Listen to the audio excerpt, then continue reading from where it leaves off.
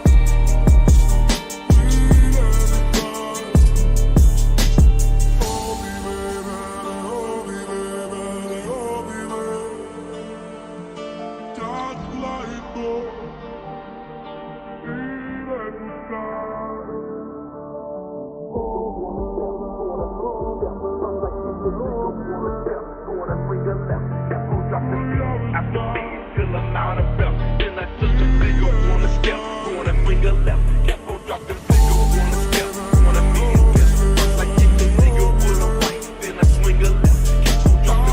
after beat till I'm out of breath. Then I took the back and cut the stick till we bloody wet. Boy, you do mistake, real players when they come to that. Doing this thing slavery, but nigga, when you hang your neck, how you gonna get the check? Right, I hope I am a threat. Shoot at you with ass like they killer. Know you scared of that, scared of that.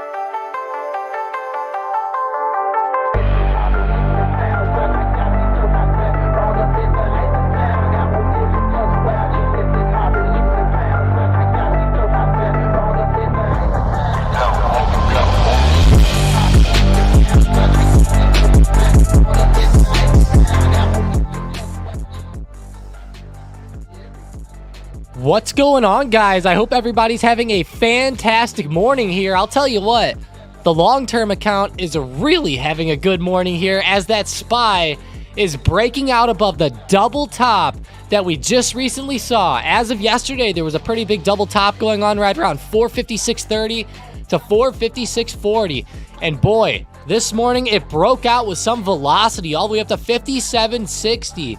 Now, it's not the biggest run-up in the whole world, but to break that range that the market has been stuck in for the past 2 weeks, well, I guess not 2 weeks, about a week and a half, is awesome.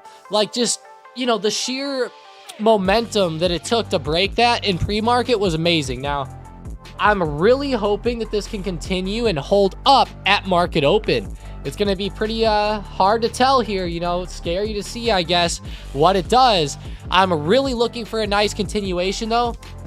And I'm loving these airlines this morning, like LUV, AAL, DAL. I'm really going to watch these airlines. Some of them are starting to come up, getting close to recent highs as well. I know that's a bit of a weird sector, but I really have been watching these airlines. I've been buying into some LUV lately. Also, DraftKings came back today. So I was sitting there watching that. I was like, hell yeah, DraftKings. You can come back as much as you want to. So let's go, guys. Let's go. It's an awesome morning here. Good start to the day, and hopefully, like I said, this can keep up a little bit. So what's up, Manny, Jason, Kevin, Ryan, Oscar? Someone's up early. You know it, Oscar. PDD crossing 140, the high of yesterday. Kabam. PDD said, you know what? We're breaking out again today. So that's pretty cool. Or it's sitting right at 140. You can watch that if you want to see some momentum there. But let's see what that SPY does here. Let's switch over to the 1 minute chart. So far, not really doing anything, but the market literally just opened. So we'll give it a couple minutes before we, really pick a direction. Holy shit. Apple just broke 191, which was good resistance over the past few days. Look at that daily chart of Apple now. They're about to retest their all-time high. Whoa. Now, what's really big on SPY is that SPY's running up right now, and it's running up into recent highs of this year. Okay, those recent highs are right around 459 to 460, just for anybody wondering. You can see it on the left side of my screen. It might be a little hard to see because I have so many lines, but I'm circling it in blue. Right here. This is where we're going to retest that sometime soon. Whether it's today or tomorrow, we should get that test coming in. Now, hopefully, the market just runs up and breaks it, right? But I kind of doubt it does, so I would bet there's a little bit of chop, but I would love to see it hit 460. Whether we break it or not, just a move up to there today or tomorrow would be amazing. So at open, we're seeing it start to trend back up, turning back to the upside, looking good. Might break. There we go. Pre-market high is literally right there. Come on, break. 457.60. Oscar said, feeling better. I'm not feeling great, but I'm definitely feeling better. Definitely feeling better. I would say I'm like 50 to 60% better today. So it's definitely a good sign, I guess. Definitely a good sign.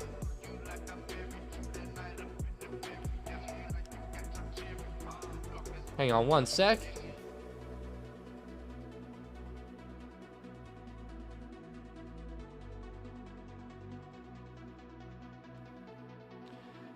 I'm placing my McDonald's breakfast order. My girlfriend's going to the store, and I'm like, get some McDonald's. I'm getting that biscuits and gravy, man. Tesla 270 by next week. TSLA.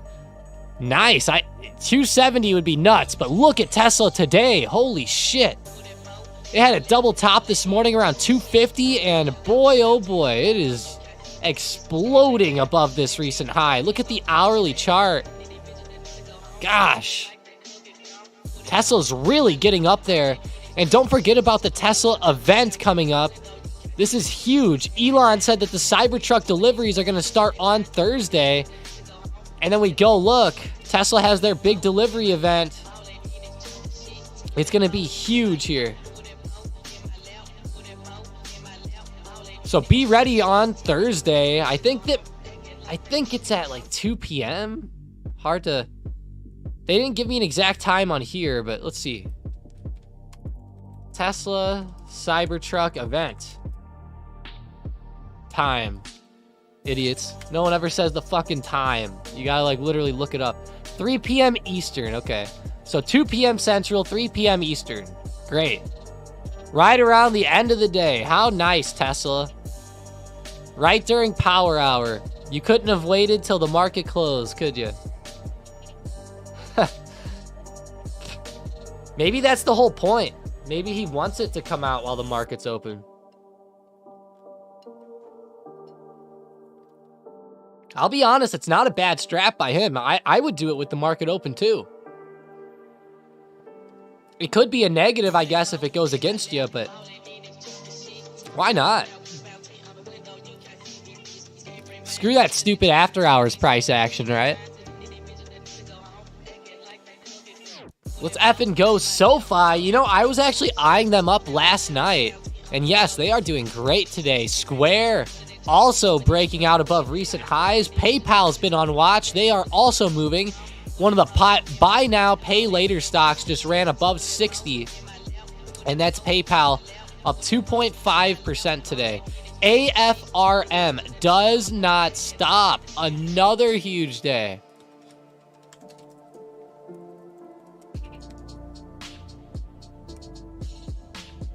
Wow, go Affirm.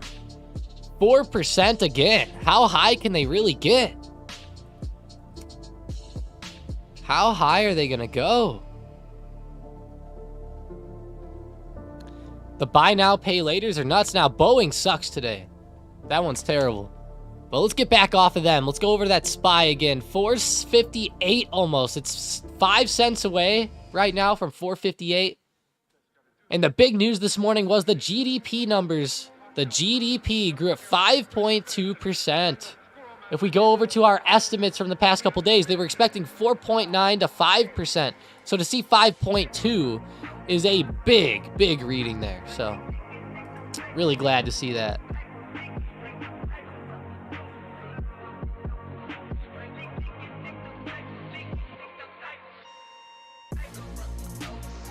Damn, that's crazy.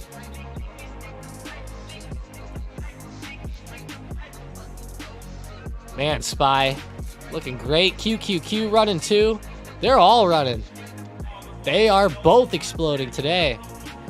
Let's go look at the daily of QQQ really fast. Whoa, new highs of the year. Well, they've been at new highs of the year, I guess. SPY was the more surprising one. We got to keep in mind, guys, the QQQ focuses on tech, right? Which part of the market generally has done the best lately? It's tech.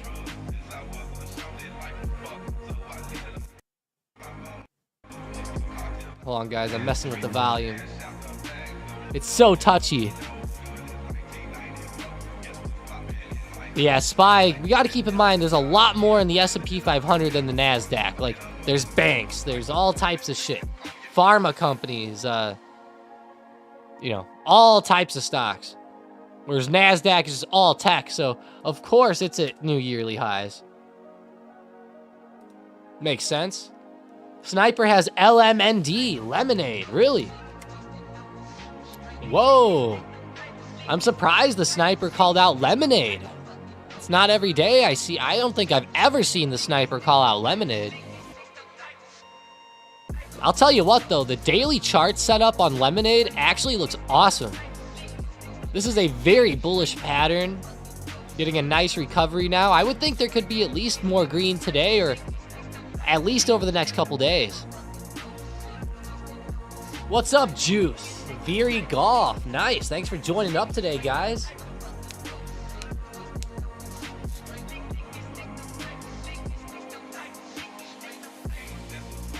Yeah, live Q&A.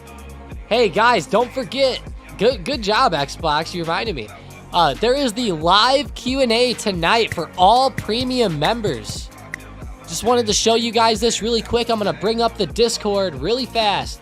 If you are in the Stocked Up Discord and you're in the premium portion and you're in the trading floor, make sure you attend the live Q&A tonight, okay? We're going to be having this come out Wednesday, November 29th, 9 p.m. Eastern, 8 p.m. Central, 7 p.m. Pacific, or 7 p.m. Mountain, 6 p.m. Pacific. Here's the times right here.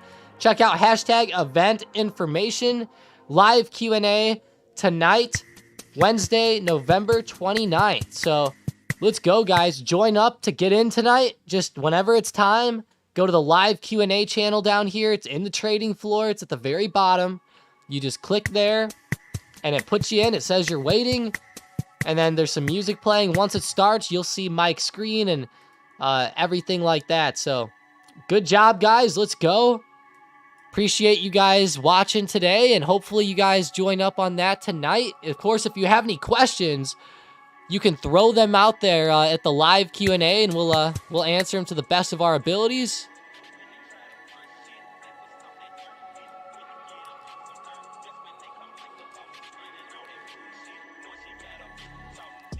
I have my alarm set. Nice, Xbox. Cashed out on Foot Locker and made about $1,500. No way, you're kidding. Amber, are you the one that was talking about Foot Locker and After Hours last night? That had me... I was sitting there looking at Foot Locker and I was like, whoa. I'm like, earnings, what? I'm glad that you cashed out, though, in the positive. Wow. Good thing it ran up there. Nice.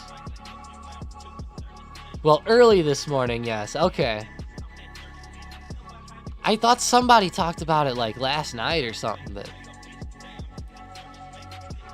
I know they did. I just can't remember, but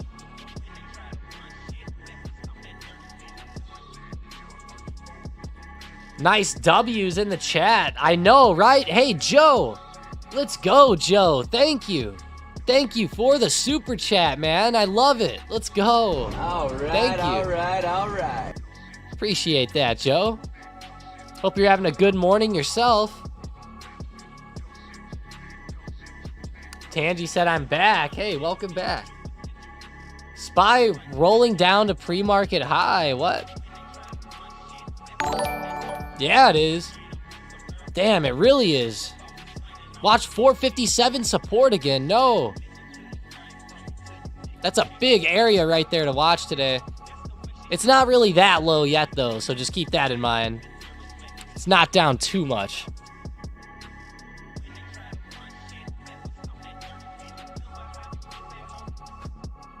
Sorry, guys.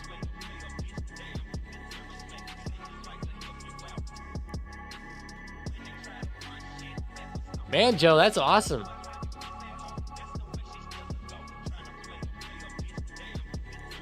SPY looks scary. I know, right? It's so high right now. It's worrying me. There is that intraday. There is like 2 wicks right here, right around 457.65. Hopefully it can hold here. Like, I think it could almost bounce here and start flying back again with how this pattern's setting up, but it's up so much already today. Ooh, I really hope that it can keep going. Lemonade's looking pretty fire, though. It is up like 10% today, though, which is a slight concern, but sometimes when this stock goes, it really goes, so I could see it doing more. Maybe to 20 bucks or so. Hey, thanks, Mike. I'm so lost navigating through Discord. Yeah, man. Join up, ask the questions. I think it'll help other people out, too. People that might be scared to ask certain questions or something along those lines. But, hey, if you guys are looking at the stream today and you're enjoying it, smash that like button. Let's go. 14 likes. Let's get those numbers up. In the words of Matthew McConaughey, those are rookie numbers. All right. Oh, God, guys, hang on.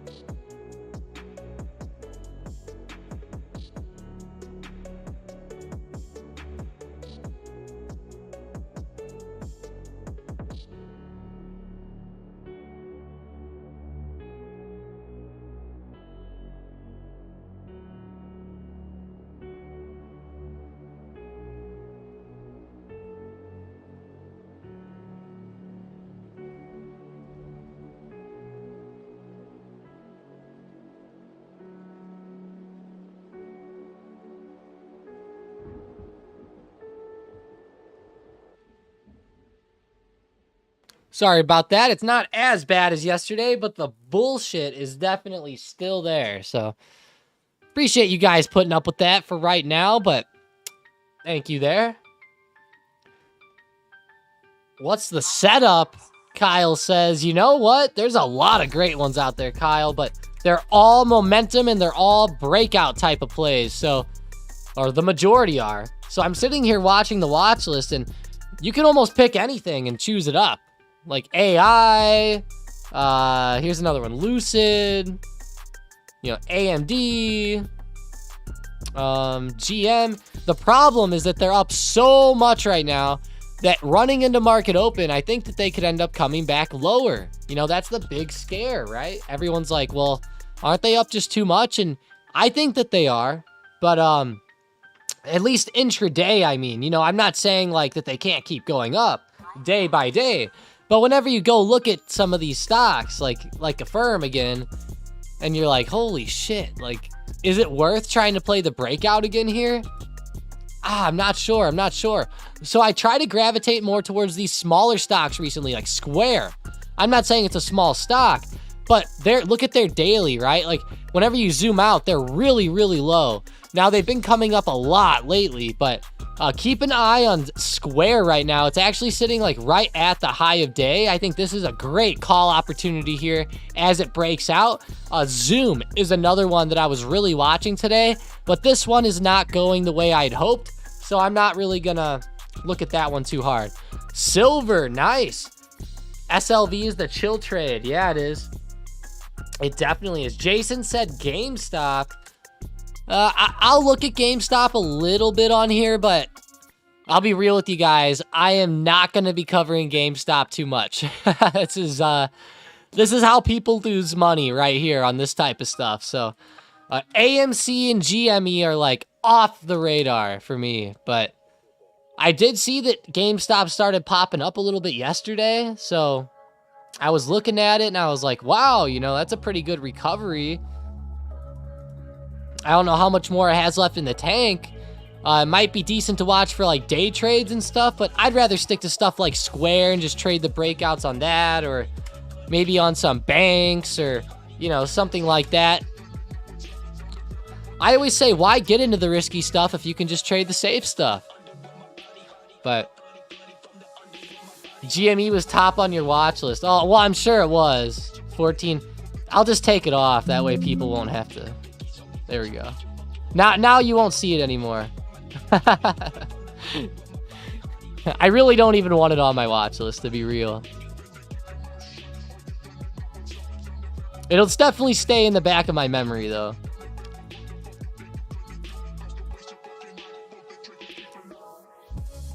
That sucks. I don't want people to think I'm looking at that just because it's on the watch list. Sometimes things are on the watch list just because it's interesting, but if GME does get another big squeeze, then I guess I'll, you know, obviously I'll talk about it a little bit more, but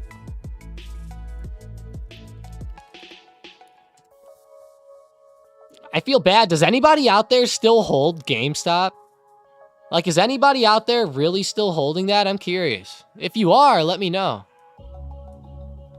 Look at Zoom right now, guys. ZM. They're actually breaking out of a huge daily pattern. This pattern on the daily chart is huge, guys. Give this a look. If you're, you know, watching in the background or something like that, check this out. Zoom is very, very low at the moment.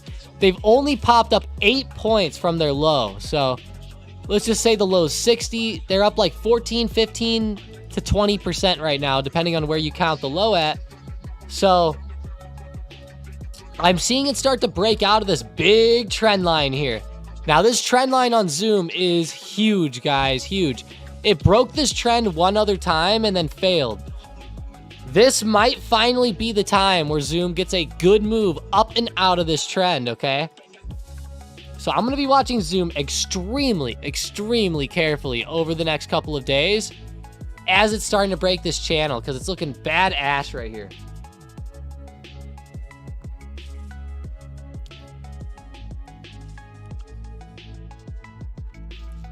Manny says, hell no. What was that on, Manny? let me know. But yeah, I'm watching this daily play on Zoom. If it starts to break out of this channel, or if it holds out of here, I think it can keep going. I really think this is great for shares right now and longer term options. By long term, I mean like, I'll say like 3 to 4 months or more on the expiration. But I would love to see it start breaking out of this, or getting away from this low and maybe getting back to 75, 76 to 80 again. That would be badass for Zoom. Oh, he's talking about GameStop. I see. That's funny. Actually, I brought up my console there. Yep. GameStop. LLY about to bounce. You sure? Man, LLY's getting killed today. What's wrong with them? All right, Amazon, let's see it. Yeah, so Manny's not holding any. Thank God, Manny. You're the only one that answered.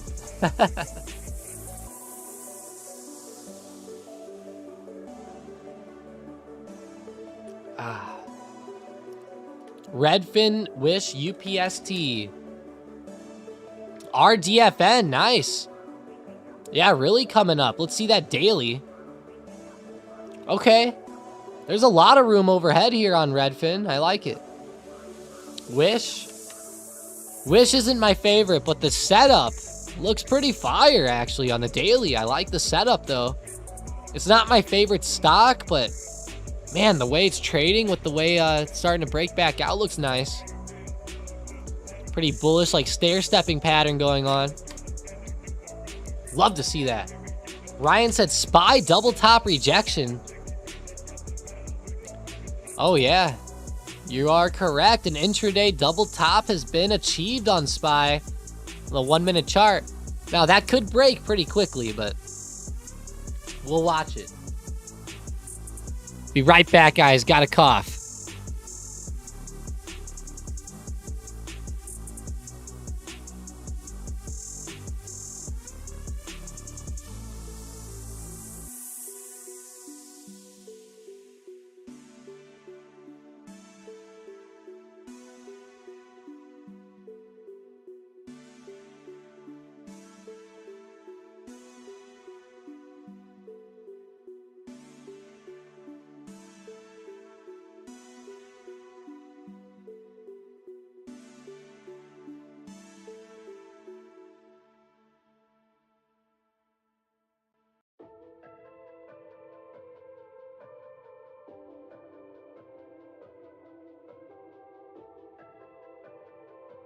Man, this sucks, guys.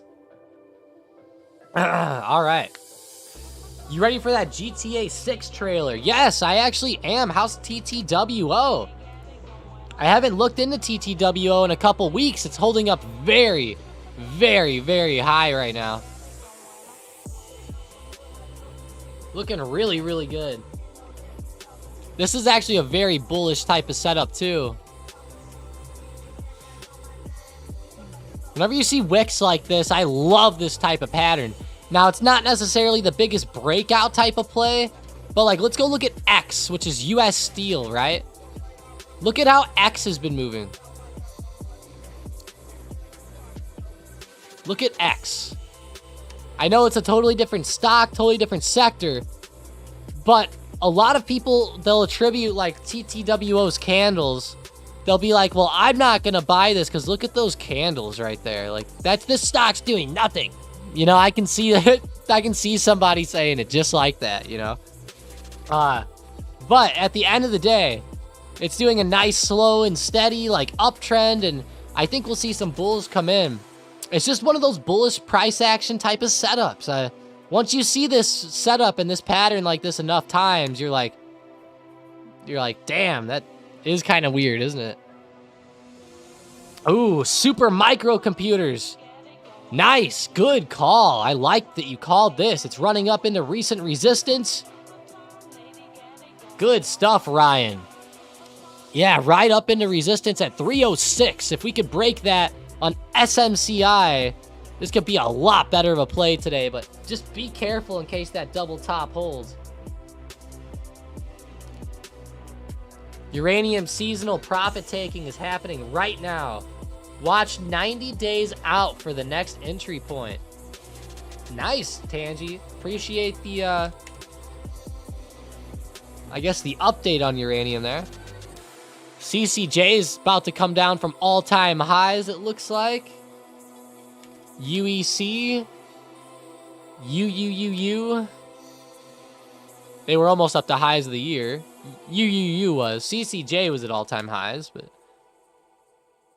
yeah. Look at Mike's support, guys. Mike's support. If you were buying on Mike's support, Mike might say to start cutting now. I'm not sure, but if you are still holding CCJ long term, you might want to go ask him, because I'll tell you what, I'd be cutting here. I would 100% be cutting here. I'll rebuy, though, on the dip, but I'm cutting here.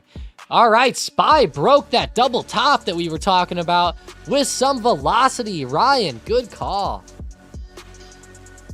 Yeah, really good. Breaking out. 458 is broken.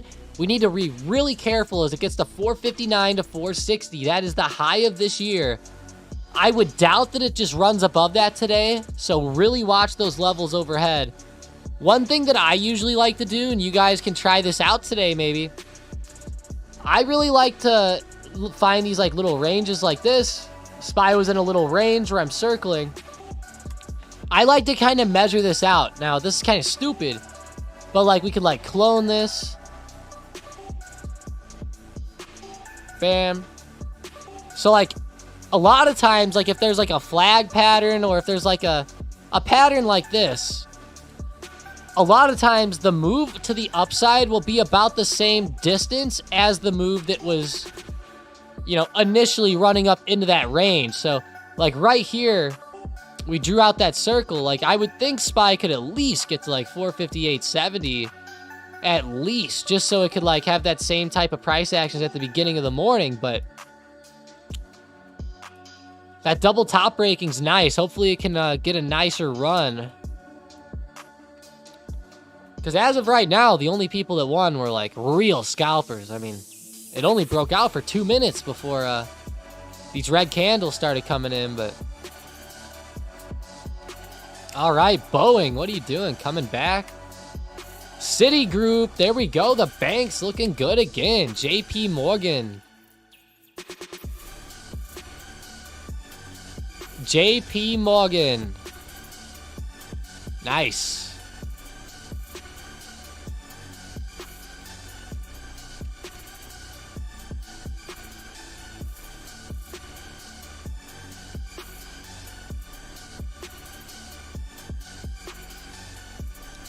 I wish today wasn't so hot in the market. I have something cool coming up at the end of the stream for you guys today that I want to go ahead and show you guys just so you can kind of see it and, you know, have some fun here. But stick around until the end of the stream. In about 30 minutes, I'll play this awesome video. I think you'll like it.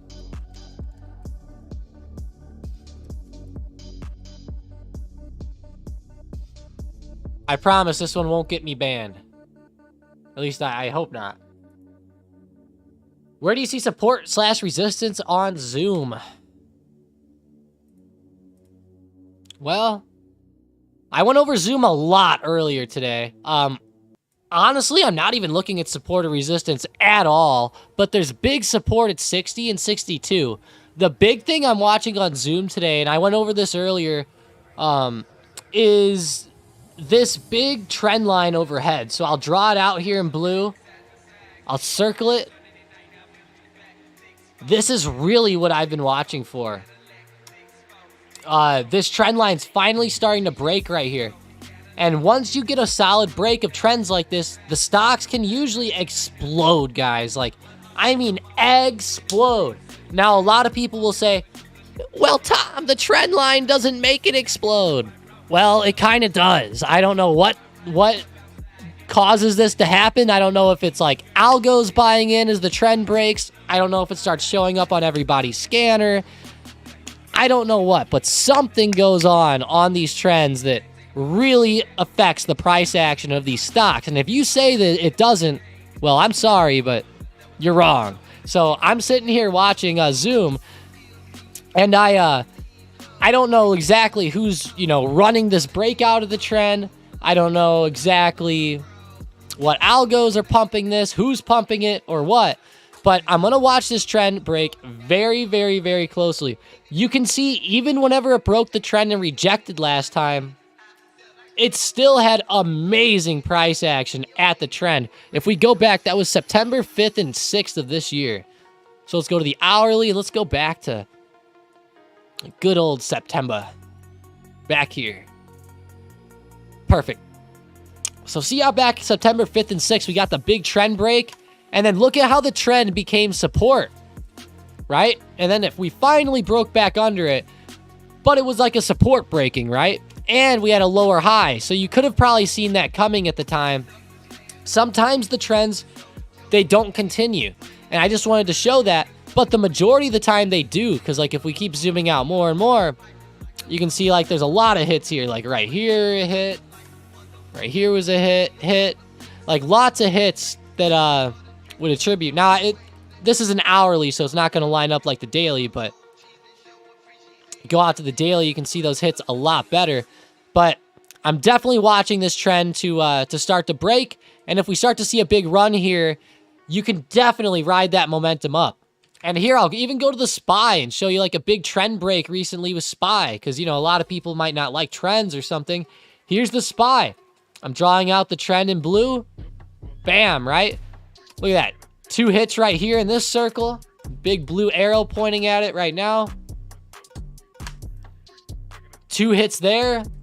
It was a perfect area to start to draw that trend at. And what happened? The SPY started bouncing off that trend right here and breaking out.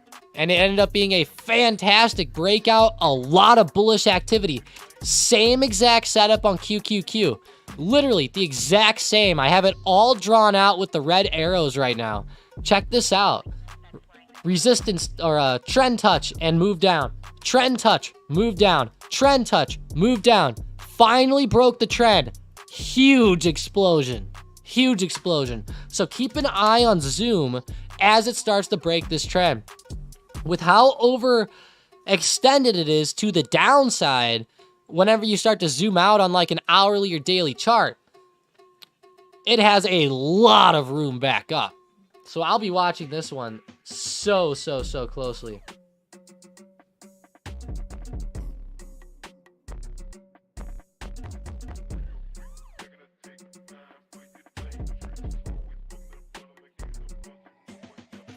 Very, very close. Corbin said I'm hungry. Go get some McDonald's, man. Make it a Mickey D's morning. Boy, Zoom.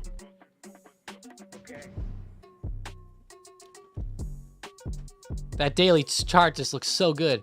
All right, SPY. Coming down fast. Yeah, Ryan, SPY. Yeah.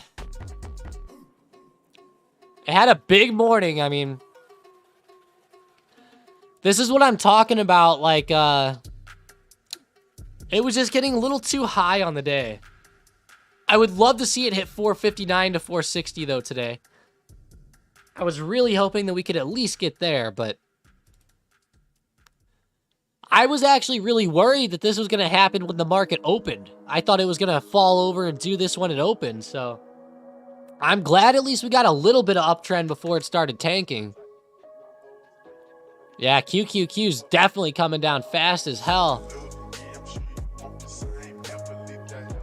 Wow.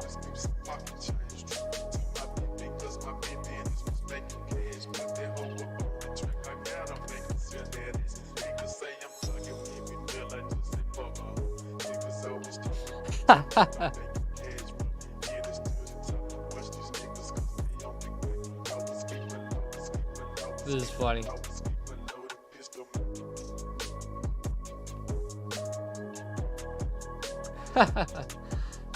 Oh, gosh.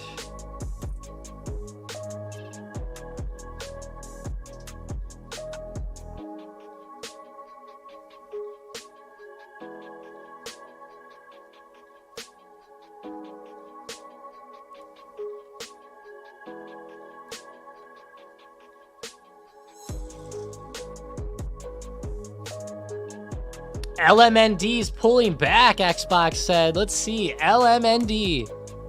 Yes, it is. Very hard. Yeah, it's not the best. It's not the biggest pullback, though.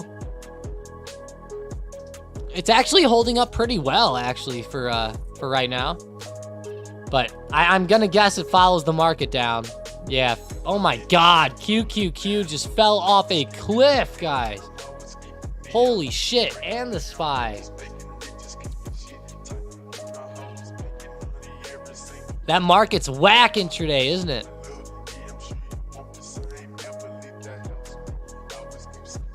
Damn, crazy price action lately. The market has been very, very choppy, so I'm not very surprised.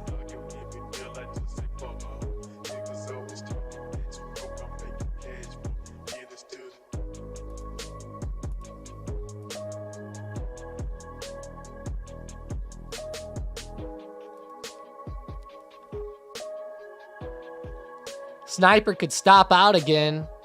Yeah, it might. It might. This chop is hard to trade, guys. Really hard to trade chop.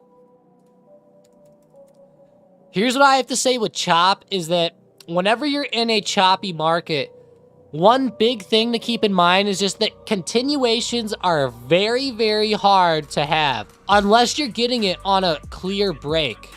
So let me kind of explain this out with Lemonade a little bit today so that you guys could maybe, you know, get a better idea of like what I'm talking about. And maybe this will also help some of you guys with your mindset as you enter some of these trades. Because here's like what I'll explain. Let's look at Lemonade over the past few days, right? All right, let's look at the good moves up. What are the good moves of the upside? I'll circle them in blue just so we can see them. Like, where were all these good moves? Okay, bam, bam, bam. Yeah, we'll count this one. Bam. I'm not going to count yesterday because it was like it didn't really break out. So, but look at all these moves, right? Look at all these pops, okay? All right. Why today would you expect this thing to go up 80%, you know, or whatever, right? It's already up 6% on the day. And it's down. So, like, at the high, what was it? Like 10% or something? My whole point is, look at how big these moves have been, right? Whenever these stocks become very overextended, it's tough to buy when, like, at the high like that, right? Like that, essentially, like, you're buying as the move already happened, is what I'm saying on that one today. Now, I know that this is just one specific play. You know what I'm saying? Yeah, Ryan didn't take it. Okay. It makes sense. But look at how high this thing was, like, when it broke out, right?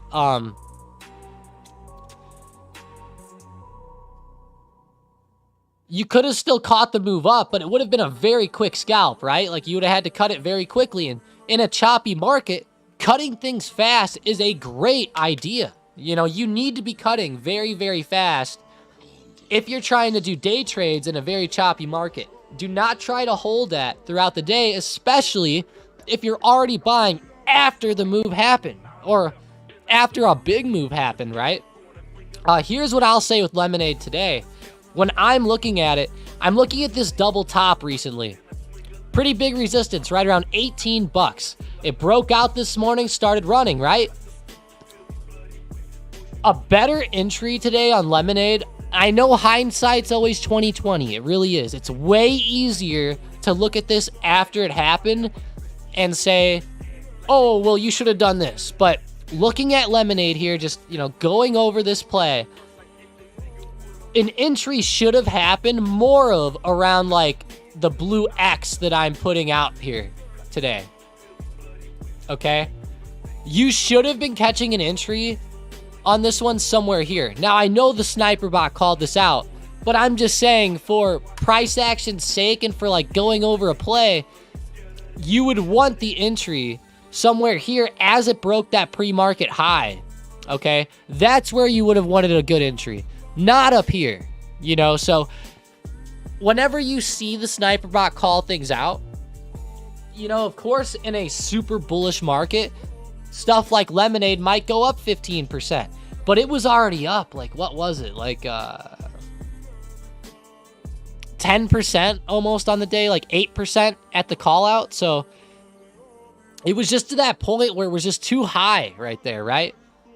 Now, it can still do good on the day. And if you're getting stopped out now and you see this thing start to, you know, recover back up and start to really go, you can always try for a re-entry or something. Or if you see it get down to support, maybe try to dip buy it off support, something like that as a re-entry.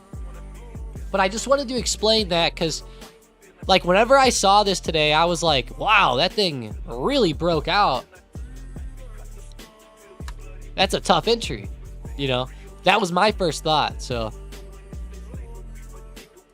Like, Lemonade was hot, and it did keep going for a few minutes, but like I said, in a very choppy market, you're going to want to cut as fast as possible. So, like, if you're holding Lemonade into a loss right now, in my opinion, you've already done wrong. You should have already cut at the top somewhere. Or, as it started falling under your price, just cut right there. Just rip the Band-Aid off and just got out around break even or just barely any loss. Especially because we saw the SPY doing what it's doing, along with QQQ doing what it's doing. That's a bad sign for Lemonade when you see QQQ do something like this. Like, fuck. Like, you gotta watch the overall market too while you're on whatever play you're on. And if you see that happening, you're like, and then you're like, oh wow, Lemonade's like starting to get back to my price. Maybe I should cut, you know? Maybe I should take profits up only 3%, you know? Or I know that's not like a very big gain, but it would be more beneficial than holding through an L. And you could always re-enter, like I said, if you did cut real quick right around break even or something, you know, then you can re-enter if you start to see that momentum go back. You know, as long as you have the day trades, that is. But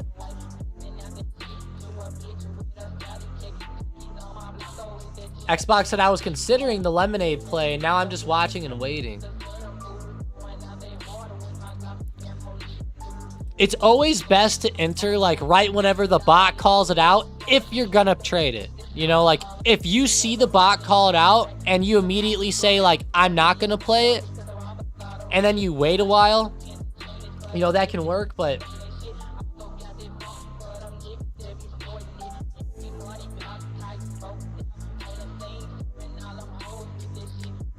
I flipped 2 QQQ puts for a quick 35 bucks. Free Mickey D's. Free Mickey D's. I'm getting some Mickey D's for breakfast, aren't I? Biscuits and gravy. I can't wait for them.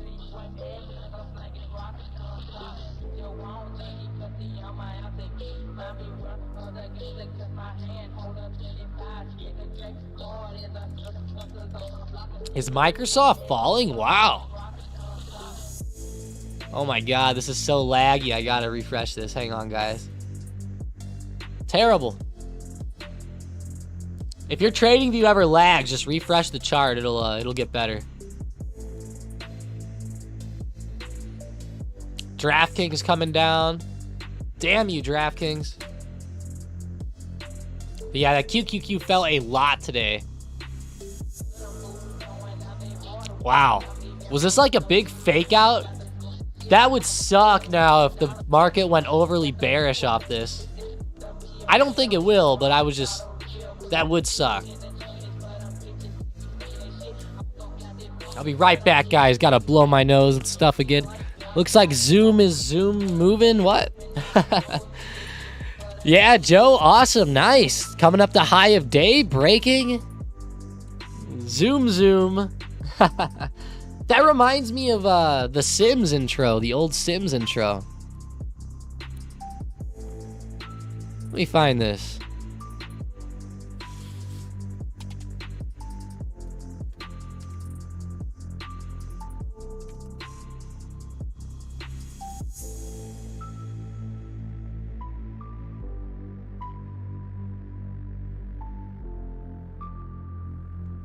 I feel like they used to say that on Sims. Can you play The Sims 2 anymore on the computer?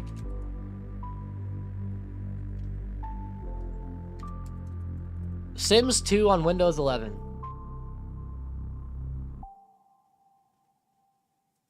Oh wow, people do it.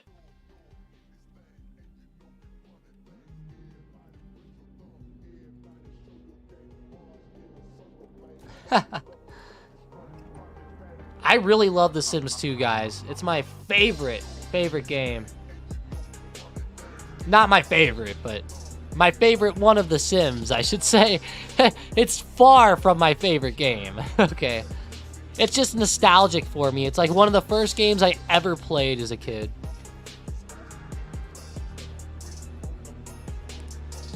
It is a cup and handle forming on Zoom. Nice. You know, it kind of does look like one. Honestly, though, I think there's a big trend going on, too. Oh, yeah. Look at that. That doesn't look too bad, either. Lining up perfectly right there. This does look pretty good today. And remember, guys, remember, zoom on the daily chart. Look at the daily chart of Zoom. Look at that. It's breaking the trend, guys. Breaking the trend. That's going to be big for Zoom.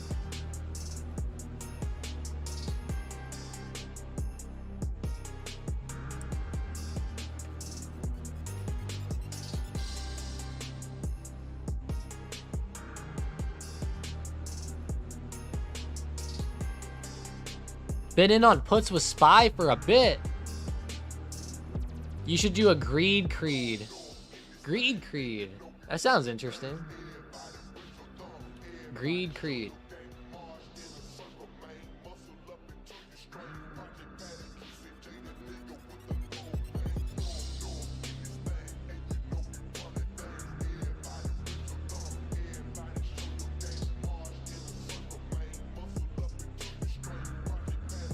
What's up, Mason? Hope you're having a good day.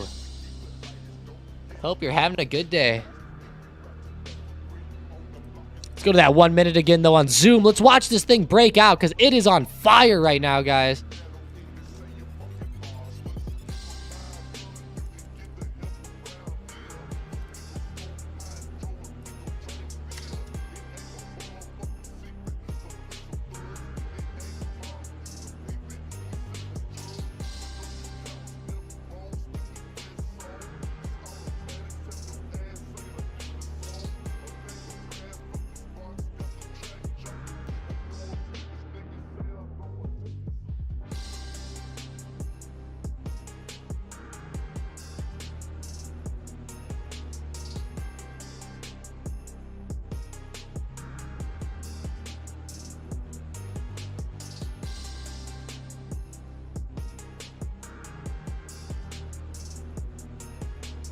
Come on, Zoom, let's go. 69, at least get to 70 today. 70 today would be nice. I would love to see it. This actually looks great, guys. If it breaks the high of day, watch it for calls. I'm going to go blow my nose real quick. I hope you guys make some money on this. If it breaks. Make it break that high of day, though. Just have the trigger ready so that as it breaks, you can get it real quick. Real quick. You can't wait 5 minutes after the break. You can't. That's not how it works. Scalping's not like that. If you're 5 minutes late, you're fucked half the time. Be right back.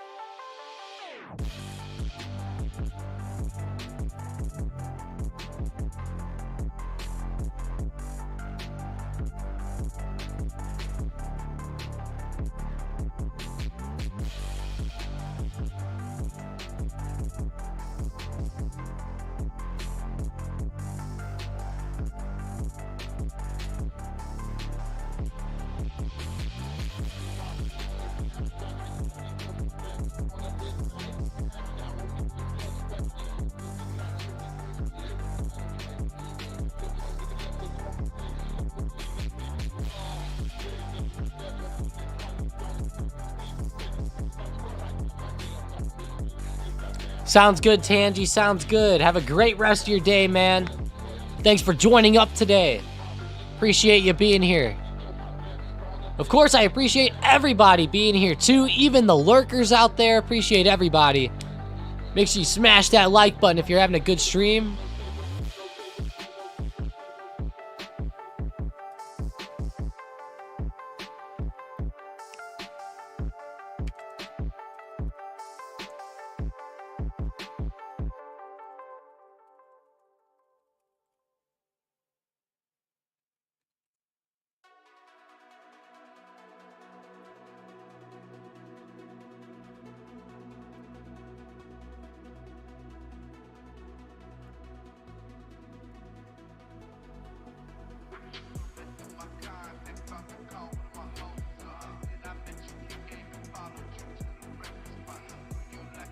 Looks like Stochastic's trying to resist the ZM drop. Man, I don't look at... Are you talking about RSI, I guess? Wow, Zoom. There we go. HOD break on Zoom. 69.04 up to 69.05 now. Let's hope this thing keeps going. No fake outs here, Zoom. The setup looks pretty fire. Come on now. Get a good break.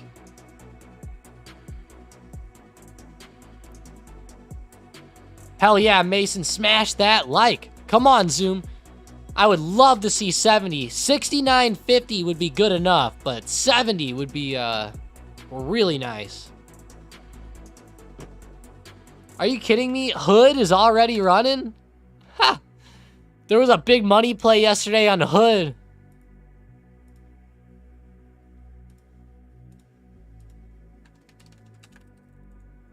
I'm gonna cough, guys. Hang on.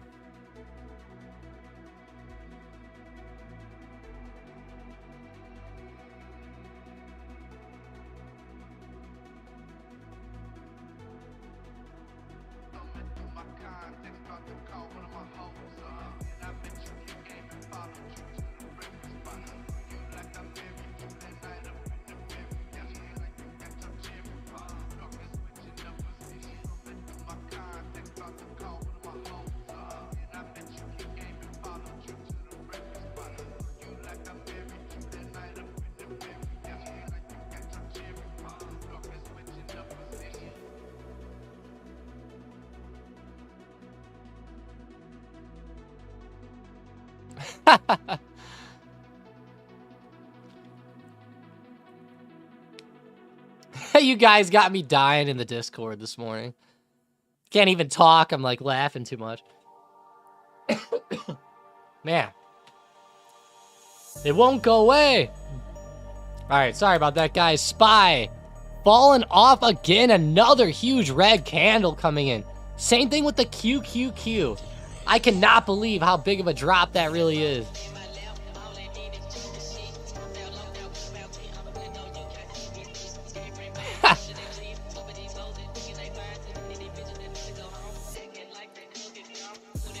Oh.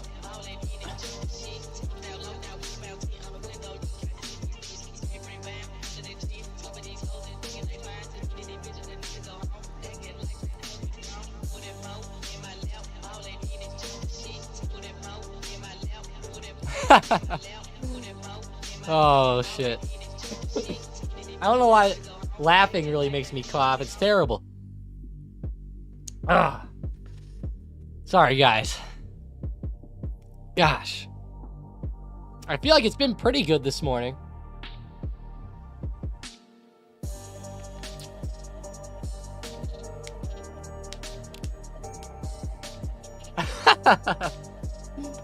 Oh, I love it, Cornish. Good, though. QQQ coming back up.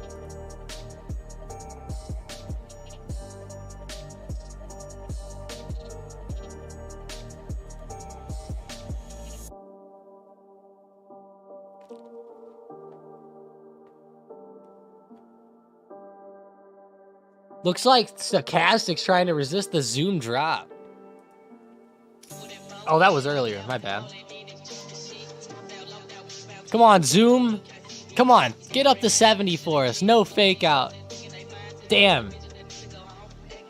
None of those 1 minute candles closed high.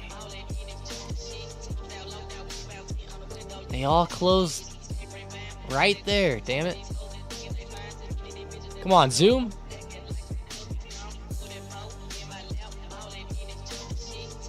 Start watching this one carefully. Watch this purple trend line and this support. If the trend starts giving out, that could be an indication to maybe cut, but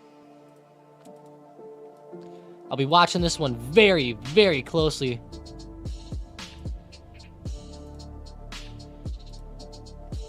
Create an alert there. Also put an alert back here. If it'll let me. There we go.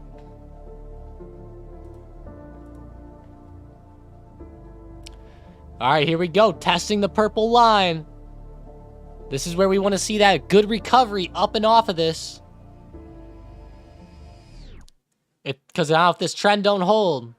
Uh-oh.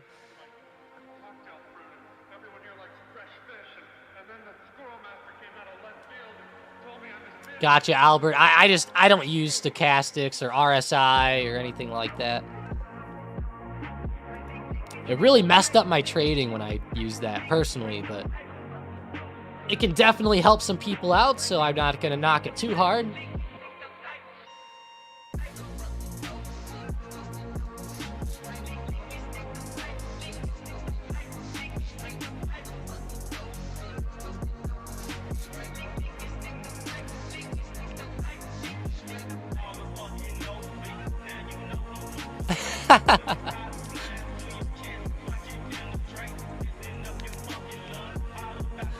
You guys are hilarious.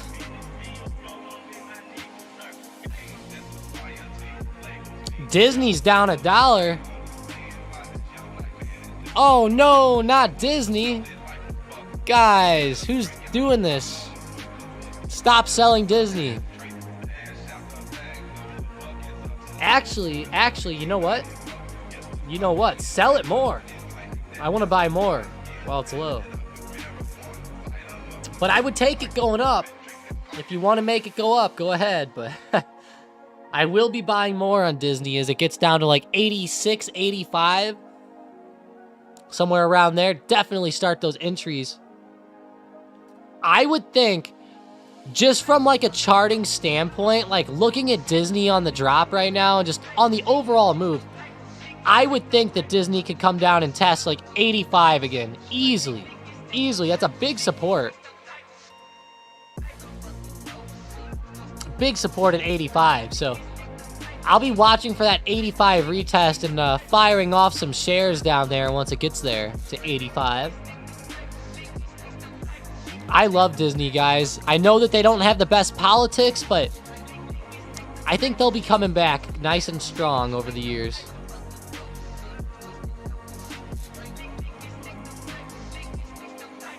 Every company goes through a period of taking some flack. Even Apple's had it. Even Apple has had it in the past.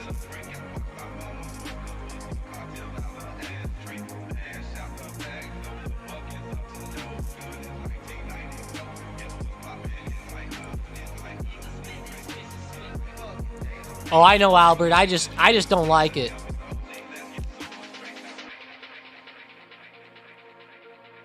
Walmart's falling off pretty bad today, too. Let's see. Amber. Walmart falling off. WMT.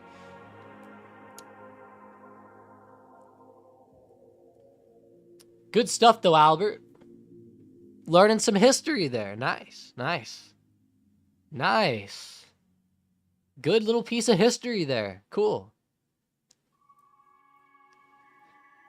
Yeah, Walmart is falling off pretty bad. Here's what I got to say about Walmart. Let's go to the daily chart of Walmart, right? It's starting to actually tank under their trend in a pretty bad way. So I would almost think Walmart could continue lower here over the next few weeks, few months, but hard to say. Walmart's a weird stock. I normally don't like trading options on Walmart just because it's such a slow mover, but the options do move pretty well. Like, let's see how much the puts are up today. Let's just say, yeah, this week's puts. Let's see. Oh, shit. They're up like 300%. Way more than I thought.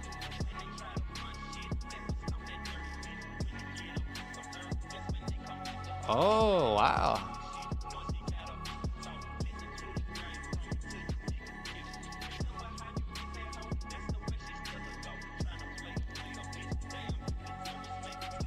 Nice, Walmart. Ugh. I want to check out some of these calls from yesterday. I'm curious to see how they did. Like these calls right here, I want to see. Yeah, even yesterday, the calls did pretty good. Even the day before, pretty good too. Yeah, not bad. These are the weekly options, though, so keep in mind they're going to be volatile as hell, but nice, Walmart. Options have been moving pretty good.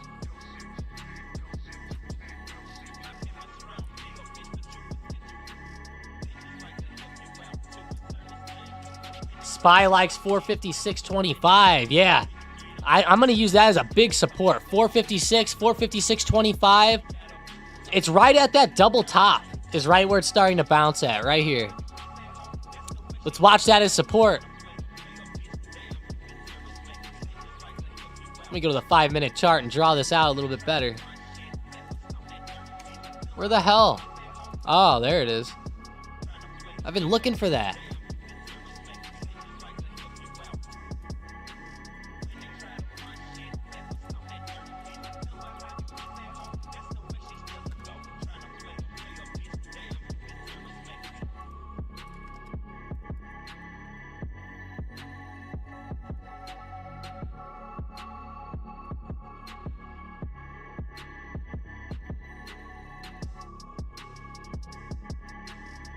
Bank of America is ridiculous, Sean. Holy crap, amazing. MIG M, that Z-scaler jump was crazy. ZS, let's go look at it. Oh my. Sorry, guys. Hang on.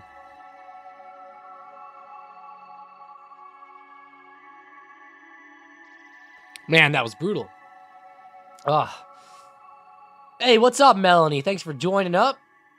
If you didn't know, I'm sick, Melanie. So just if anybody's wondering, I've been sick this whole entire week. So I feel better today, but it's just my throat and my nose are so bad that it just makes it kind of hard. But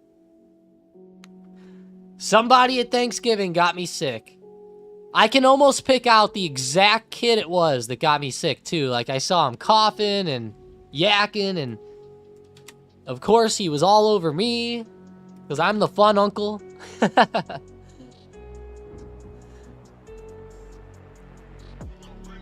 Is it time to do puts on GME? Joe asked. That's a tough one, Joe. That's a tough one. GME could really fly sometimes. Man, that's a great question, Joe. You got me stumped. You got me stumped. It's still holding fairly high. I would probably say no, just because this stock is so fucking crazy. Who knows? It's probably just going to have a piss missile rocket later on and just explode to 20 bucks or something. Very good question, Joe. That's the tougher one today. I would say based off price action and what I'm seeing, there's a good chance puts will work, but the way that this stock moves with the parabolic craziness that it has, Really does worry me. Yeah, I'd probably stay away like Manny says.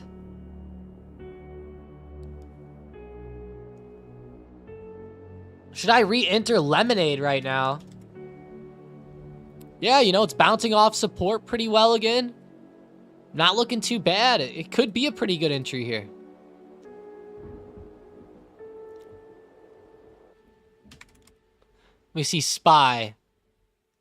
Not sure I'm totally convinced on it recovering up yet, but QQQ and SPY are starting to turn back over again.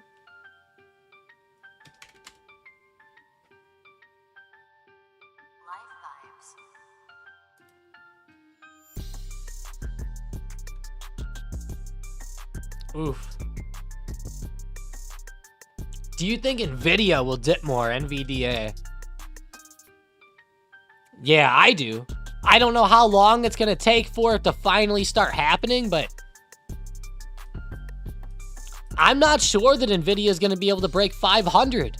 I hope that they do, but my eyes are definitely seeing rejection come in. I'm definitely leaning down over up on Nvidia, that's for sure. That is for sure. Especially with all the US regulations against their Chinese chips. To me, that's a big deal. What's your thoughts on Meta this week?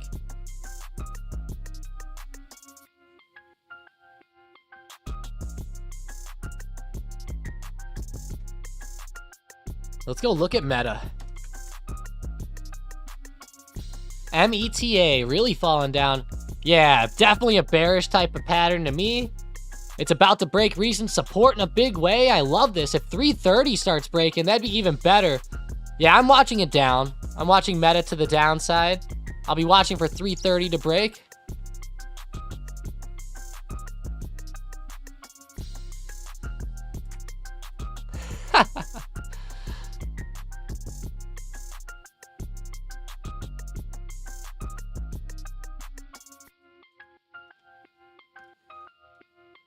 Yeah, I'm definitely leaning down here on Meta.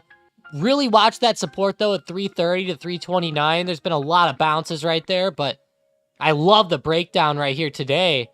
Man, the stock market has just been so conflicted lately. Like, look at how Meta's just been so choppy in this range, right? Until it starts really breaking this range, I just can't help but just think it might just be choppy again. So I'm going to watch that support at 330 very close today. But on the week overall, if 330 starts breaking, that's where I'm going to really start looking at puts is because, like, I don't really want to catch, like, here's my whole thing, guys. Like, here's what I'm looking at, okay? If we have an hourly chart, I don't just want to catch a move like this little circle I'm drawing. I don't want to catch that. Here's what I want to catch. I want to catch the drop like when it does this. You know, that's what I want to catch, is that type of drop. Not like this little circle or like an intraday drop or something. I really would like to catch like that type of drop. All the way back down to like 320 or like 318 or something. That's what I would want to catch. It could have been a great put opportunity today, but today, it's already too low in my opinion. I think it'll start to bounce up rather than run down a ton more. So, Mara, nice. Yeah, Mara, I know Coinbase has been on fire lately. It's been amazing. Amazing. I always want to call out Coinbase in the nightly videos, but I feel like I don't want to call out the same thing every single night, but Coinbase is badass. I was looking at it a lot last night, and I was like, damn, it's just too overextended. I'd hate for people to buy it and then a dip or something, but what a move by these stocks, Manny. Mara, Riot. Let's go look at BTC USD. What's it at now? Nice, 37, 38K. Not bad. Still up around recent high.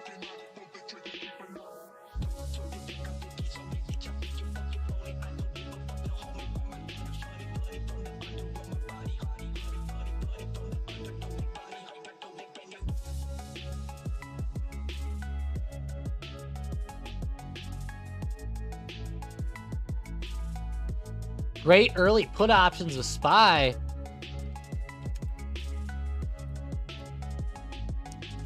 Watch out. SPY's kind of at support now, but I'll be watching the support very, very closely here. Of course, SPY has this whack move, right? The majority of the move was in pre-market, and then...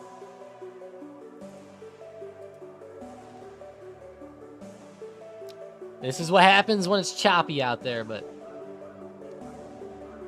Good morning. Love is on fire today. Nice. SPXS calls. Trust me, I've been waiting for SPXS for a long time. Scorpion.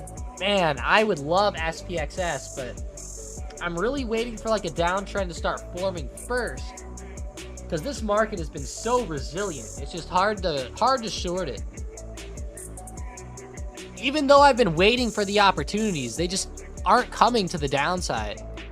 They will eventually here soon, but that market for now is just continuing to be resilient, as it usually is. You know, the market goes up more than it goes down.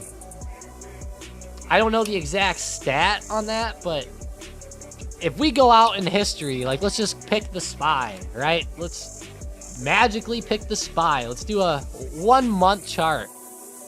I mean, sure, there's dips now and again, and there's periods of maybe 10 years of flatness, but for the most part, it always continues to end up going up. Let's go to SPX. That'll be a better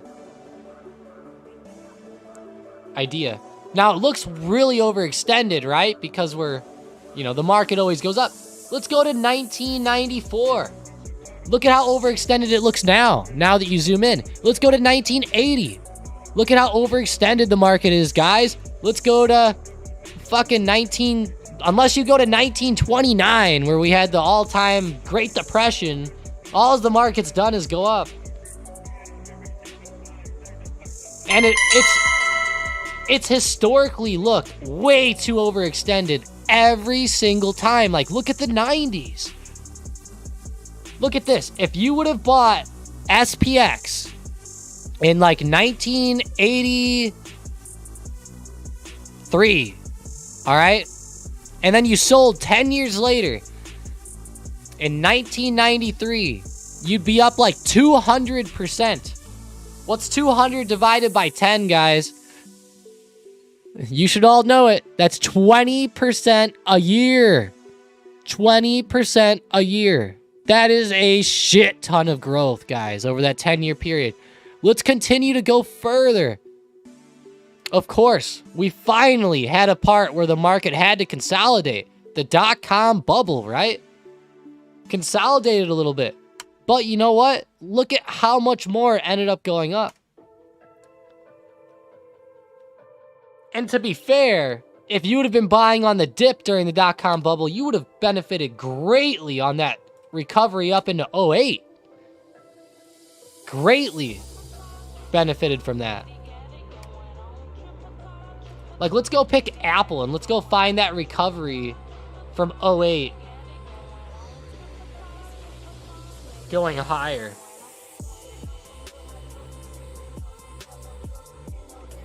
Yeah, so here's our dot-com bubble. Here's our big dip on Apple, right? It sucked. They actually had a split right then, too, and then died. And then came all the way back into 08. Ended up going up however many percentages. Let's see. Let's just say you would have bought at the high point of the dip.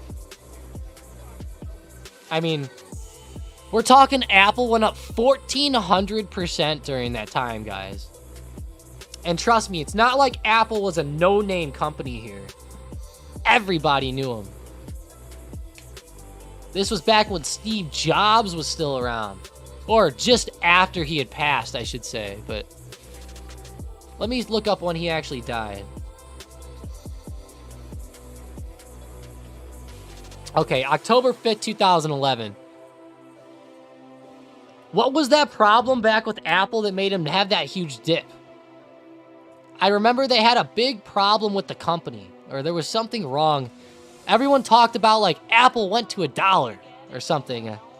If you guys know, throw it in the chat, but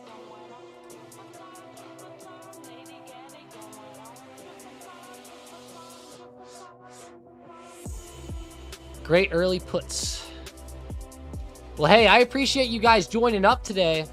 And thanks for liking up the stream. We're almost at 30 likes. We need one more. I'd appreciate it if you guys could get us there. But I have something cool to end the stream with today. So, hey, if you guys are here today, I want you to stick around today. Today and one day only. Stick around and check out some of this extra stuff that I'm going to be showing here at the end of the stream, okay?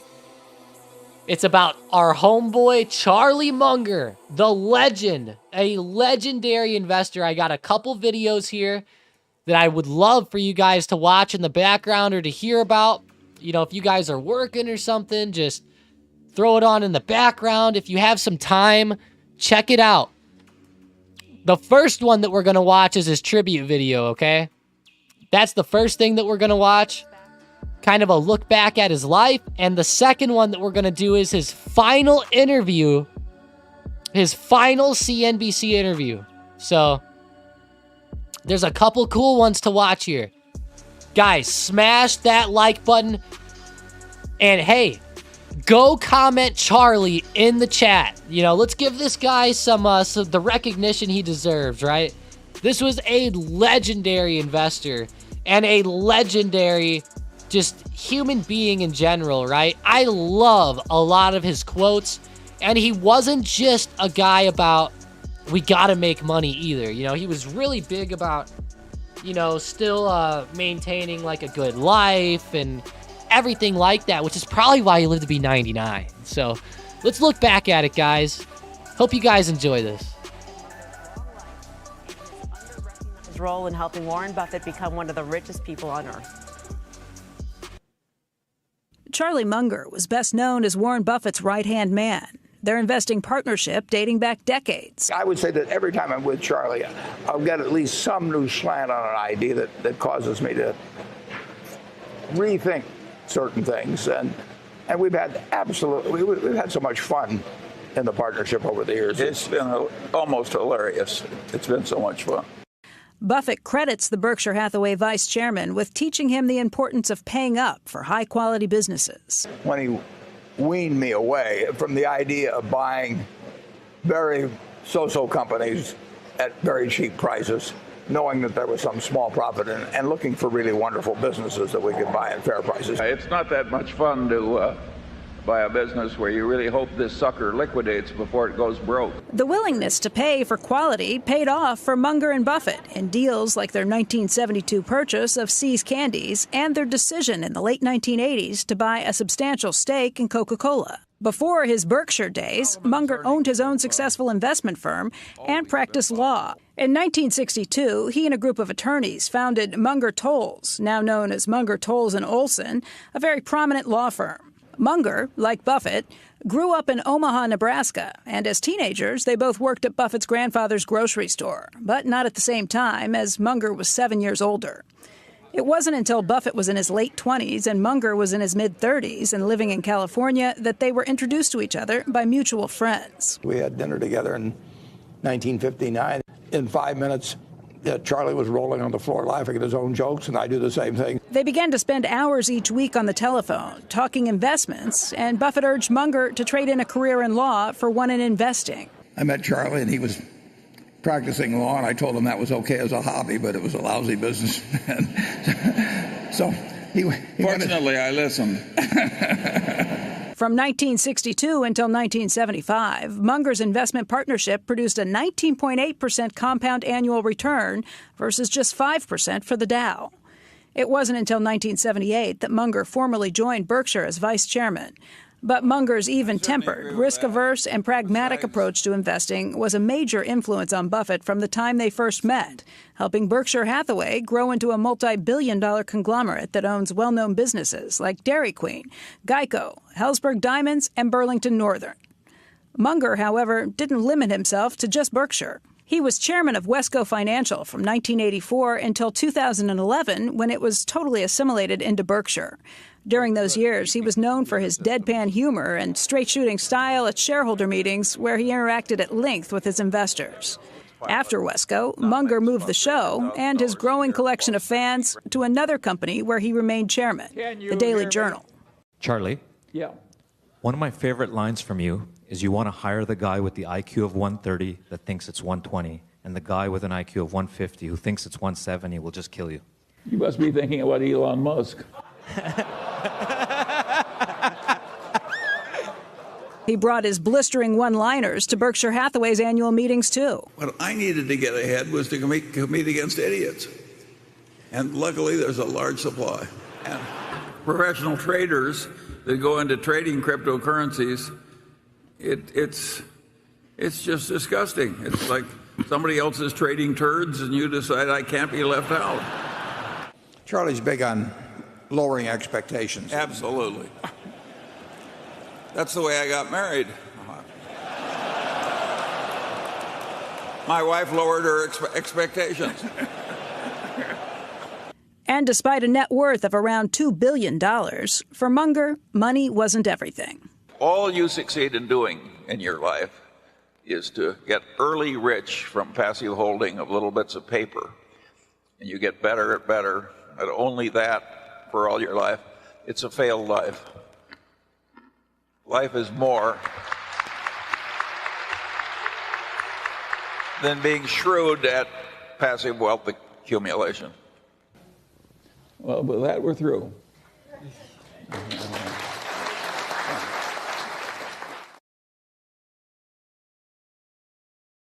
All right, guys, now stick around for his final CNBC interview. I can't wait to see what this one's like. Let's go, guys. Thank you guys for sticking around here. You know, it shows who the real traders are out there, the real people who care about the market. So let's go, guys. Charlie Munger Thank you for sticking around. At the age of 99. Becky Quick rejoins us. Becky, a passing of the torch here. Yeah, clearly Charlie Munger was somebody everybody in business looked to. Warren Buffett, his partner for so many years, looked up to Charlie too. Charlie was somebody who had a very philosophical view of life. He looked at things in buckets. He had systems for how he adjusted and looked at things. And he was really a Renaissance man, somebody who had learned from lots of different areas of intellectual study, everything from physics and mathematics to sociology, psychology. He took time and spent a lot of time in all of these things, architecture too. And I sat down with him just a couple of weeks ago. We were trying to put together a package for his 100th birthday that's coming up in just about 5 weeks' time. He would have been turning 100 on January 1st. He had a big birthday party planned for New Year's Eve. Sat down with him and talked to him about looking back on his life, if there was anything that he would change, anything he wished he would have done differently. And this is what he had to say. Is there anything left on your bucket list, anything you'd like to do? Well, that's an interesting question. I am so old and weak compared to what I was when I was 96 that I no longer want to catch a 200-pound tuna.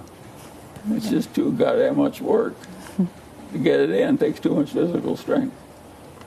So I don't know why I would have paid any amount to catch a 200-pound tuna when I was younger and never caught one. And now if given the opportunity, I would just decline going. I won't even go out after them. There are things you give up with time. And You're pretty active. You've got a busy social schedule. You're on Zoom. You have breakfasts and lunch. Well, I like it that way. Yeah. That's my idea of a proper old age for me. And I didn't plan it. It just happened. And when it happened, I welcomed it. I am very good at recognizing unfair advantages. And I got unfair advantages in old age the way I got unfair advantages in non-old age. And when they came, I just grabbed them. Boom, boom, boom. Charlie Munger also lived his life very deliberately. He knew exactly how he thought you should do things, and most of the time that included invert, invert, invert, look at things and live backwards. He offered some sage advice to Warren Buffett many years ago about how you should live your life, and I asked him about that too. Charlie, Warren Buffett told me that a long, long time ago. You told him he should live his life. He should write his obituary the way he wants it written and then live his life accordingly. Yeah, sure. I assume you've done the same thing for yourself. Well, no, I've written my obituary the way I've lived my life, and if people want to pay attention to it, it's all right with me.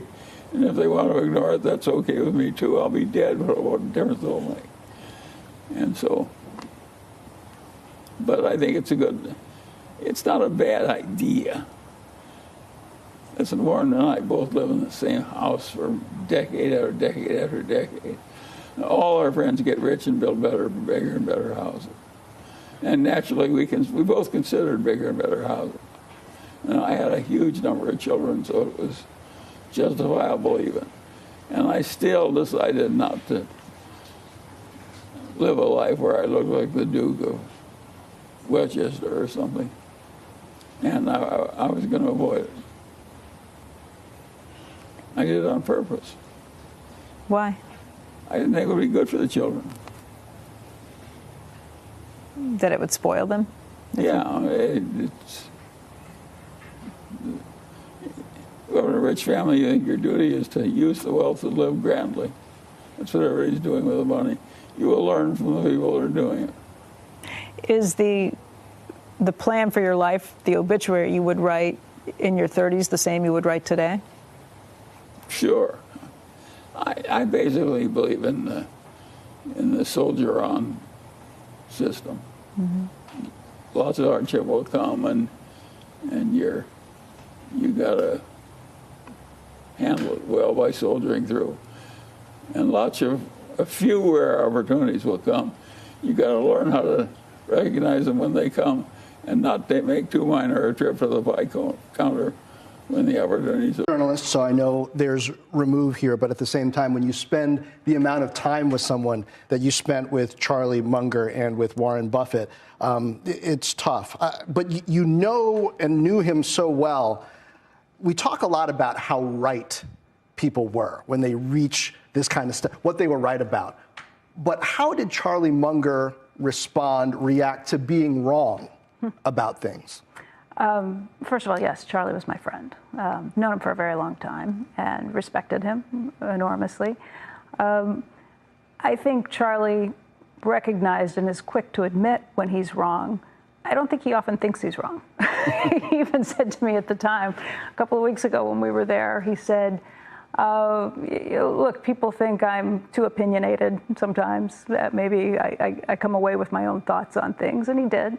But he came to those opinions through deep study and deep thought. And again, this system of processes for how he thought about things.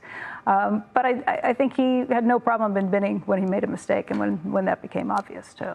One of the clearest examples of his different thinking, to me, I didn't know him personally, was this dorm design. You mentioned his interest in architecture. It makes sense to me, but to a lot of people on paper, the idea that people would live in these dorms without windows, but then, really socialize in big, well-lit common areas. There's a bit of an uproar over that, but he stuck to his guns. He did. He was willing to make a gift of a lot of money. I think it was over $100 million that he was willing to donate to the school in California if they would take and use it to build student housing using his own designs. He was an architect. He designed the house that we did that interview in 70 years ago. Lived in that house for 70 years, designed it himself, and he had these thoughts about it. In fact, he did one at the University of Michigan, which also has no windows, and they accepted it. So it was built there. His thought process on this, and I did talk to him about this at one point a few years ago,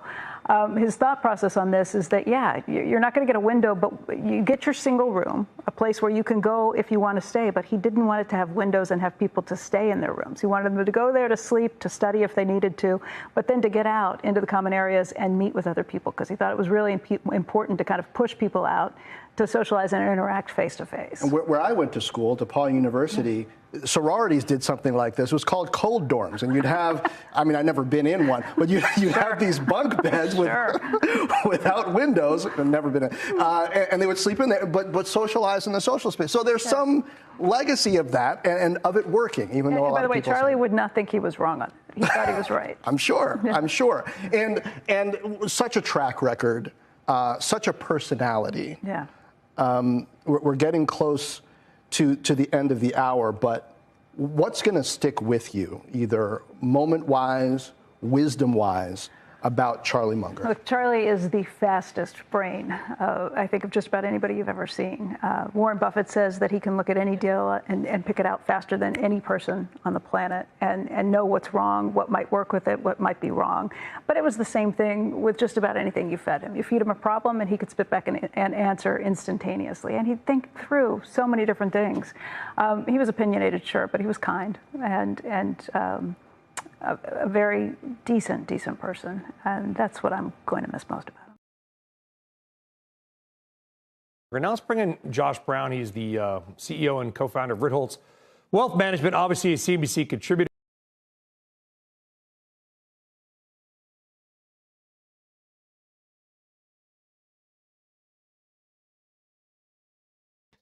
All right, guys. Well, hey, if you guys stuck around till the end, congratulations to you. Claps all around. Remember, guys, heroes get remembered, but legends never die. Let's look at that. Heroes get remembered, and legends never die. One of my favorite quotes that I've ever seen, and that is exactly how I would explain this guy. Let me tell you something, kid. Everybody gets one chance to do something great. Most people never take the chance, either because they're too scared or they don't. Aaron, I don't know why, but can I have this, kid? Sure, yeah. Thanks. Wait. You're saying I should hop over that fence and pickle the beast? Think about that, kid. I'll see you later.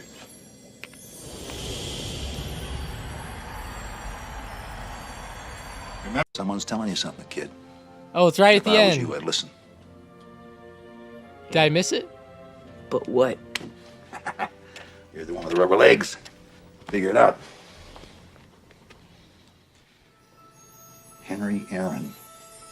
I don't know why, but can I have this? Did I miss it? The other day. Someone's telling you something, kid. And if I was you, I'd listen. Oh, I can't find the quote, but you guys know what I'm saying. Heroes get remembered, legends never die from The Sandlot. Have a good one, guys, before YouTube bans me. I'll talk to you guys tomorrow. See you in the Discord, guys. Have a great rest of your day. Thanks for sticking with us. Oh, it's at the end. Okay. But legends never die. Oh. Remember, kid, there's heroes and there's legends. Heroes get remembered, but legends never die. Follow your heart, kid. There it is. See you guys. Have a good one.